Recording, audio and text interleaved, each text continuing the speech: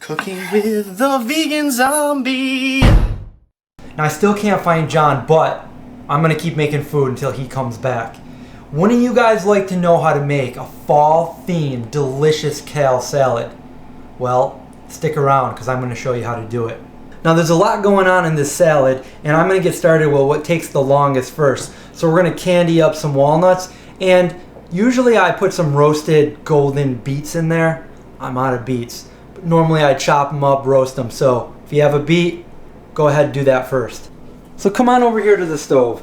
I have about a cup here of raw whole walnuts and a stainless steel, just kidding, ceramic frying pan. This is by Ecolution. I know a couple of you guys asked me what brand this was last time, but we are going to get this going on a medium heat, and we're going to use about a tablespoon of virgin coconut oil.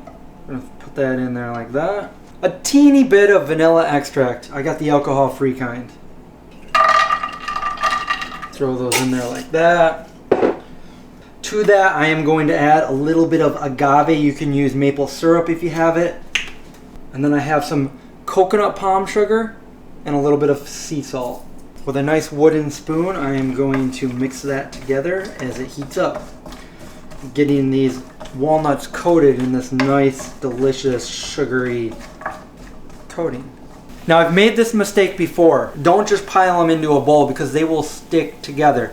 So I have a parchment paper lined cookie sheet and I'm going to put them on there. You only have to cook them like this for about a minute or two. Okay, so I'm just going to spread these out on the parchment paper. They smell really good. And make sure they're not touching each other because they will stick together.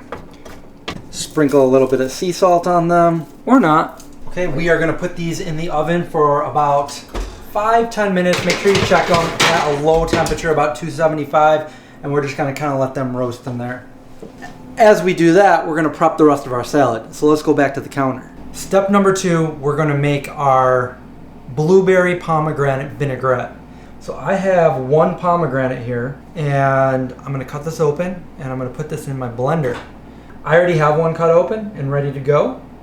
What we're gonna do now is I'm going to put these all in my Blendtec. And with the Blendtec, there's a thing called the twister jar, and this is perfect for making sauces and dressings and stuff like that. So I'm just gonna blend these together real quick to get all that juice out of there, and then we're gonna strain it. All right, it looks like the zombies got to me, but this is actually gonna keep me immune from the zombies. So I'm just gonna pour this through a strainer into my little bowl, and now we're gonna make sure that juice gets through there, and we're not gonna be eating any of the seeds or anything like that. All right, the juice of 1 pomegranate. Very nutritious, by the way. Some balsamic vinegar, some extra virgin olive oil, and now we are going to use half of a lemon. Squeeze that lemon juice right into that blender. Fresh organic blueberries down the hatch, and some apple cider vinegar, a little bit.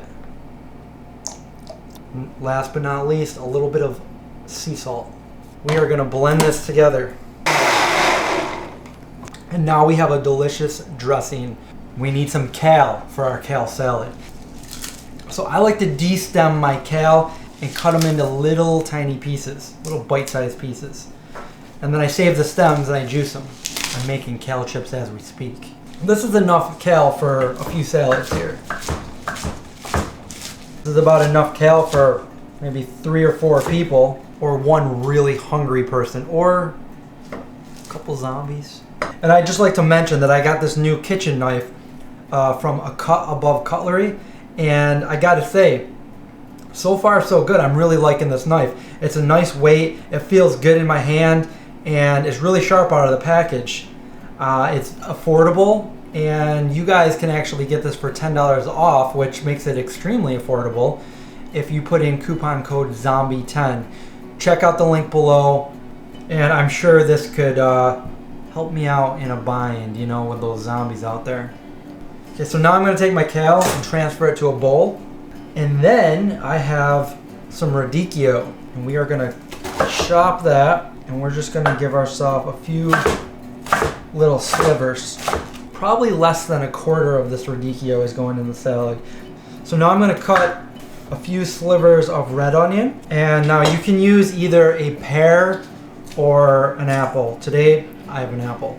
And I'm going to slice this up like this. I like to use apples like the Granny Smith or something. They taste the best. So I'm going to take the kale and I'm going to pour some of this dressing in there. Yum. And then we're going to mix that together. We're going to get that kale nice and coated. You're going to massage that kale all together with your dressing. And we are going to put the radicchio in there. Dried sweetened cranberries, which I'm going to add to the mix. Check on our walnuts over here. They've been in there for about 10 minutes or so. So now we got some of our walnuts in there as well. I like to have a mixing bowl and then a plating bowl, just so it looks nice. Especially if you're gonna have some people over, have some guests over, or if you just like to be fancy with yourself because it's the middle of a zombie apocalypse and you have no friends. And like I said, if you had those roasted beets, you would throw those in there as well. So now, I'm just going to grab a nice amount of this and put that in the bowl all nice like that. It's already looking nice.